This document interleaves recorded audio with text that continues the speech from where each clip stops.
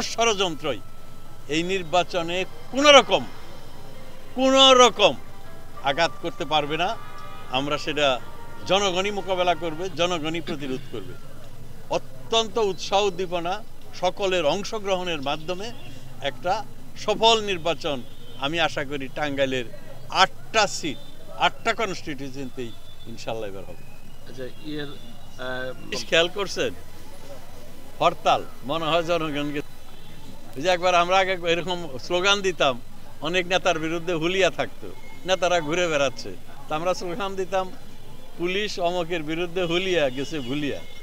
এবারও বাংলাদেশের মানুষ হরতাল অবরোধ সব ভুলে গেছে। হরতালও আছে, গাড়ি ঘোড়া নিয়ে মানুষ চলতেছে, বলে আপনি গাড়ি নিয়ে বেরিয়েছেন হরতাল, বলো হো মনে নাই, এইরকম একটা পরিস্থিতি। কাজেই নির্বাচনের দিন এটা 14 সাল না, 14 সালে আমরা তাদের সন্ত্রাস সহিংসতা সম্পর্কে আমাদের ধারণা ছিল না, প্রস্তুতি ছিল না। আমরা ভাবতে পারি নাই যে তারা আগুনে পুড়িয়ে মানুষ হত্যা করবে, আমরা ভাবতে পারি নাই রেল লাইন তুলে দেবে, আমরা ভাবতে পারি নাই স্কুলের কেন্দ্রে গিয়ে আগুন লাগাবে।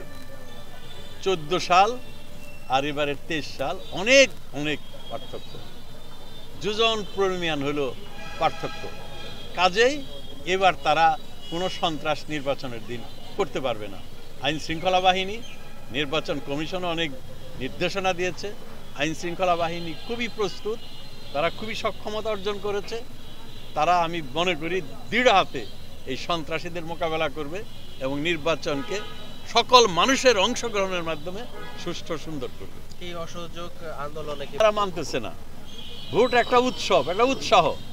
আমি তো, আপনি বিশ্বাস করেন, কাল রাত 7টায় আমি বলছি আমার নির্বাচনী এলাকায় ছিলাম, 10টায় গেছি যে লুকারান্ন, রাতের মধ্যেই করেছে, প্যান্ডেল করেছে।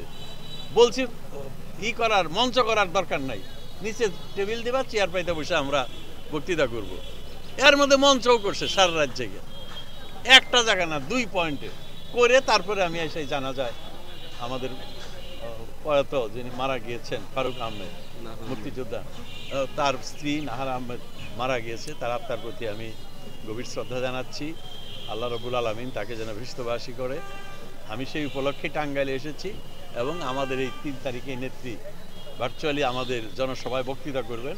তার প্রস্তুতির জন্য নেতাকর্মীদের নিয়ে আমরা সলা পরামর্শ করি। এই নির্বাচনের আওয়ামী লীগের প্রার্থী 8টা আসনেই আছে, আর ব্যাপারে বিজয় 100 ভাগ আমি আশাবাদী, 100 ভাগ ইনশাআল্লাহ 8টাতেই আমরা জয়লাভ করব। মাননীয় মন্ত্রী ইশতেহারে পাওয়ার পয়েন্ট এরকম ক্রস দিয়ে আমরা দেখাইছি, জিরো টলারেন্স লেখা আছে, জিরো টলারেন্স, এবং বিরাট একটা লাল গুল্লা বানাইয়া তার মধ্যে এরকম ক্রস দেওয়া আছে। এই যে আগামী নির্বাচনে যে ব্যাংকের মাধ্যমে যে 92,000 কোটি টাকার একটা সেটা তো বলা হয়েছে কঠোর হস্তে সেই টাকাগুলো ফেরত আনা।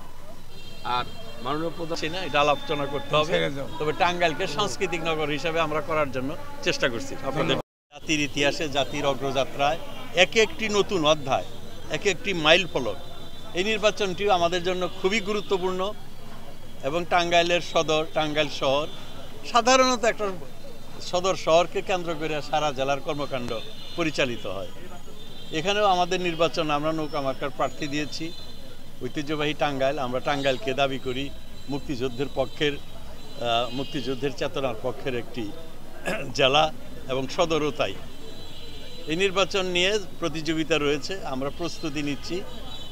কিন্তু আপনারা ইতিমধ্যেই শুনেছেন আগামী 3 তারিখে টাঙ্গাইলের সাথে আমাদের মাননীয় দলের সভানেত্রী, জননেত্রী, দেশরত্ন শেখ হাসিনা জনসভার ভার্চুয়ালি বক্তব্য দেবেন টাঙ্গাইলের উদ্দেশ্যে।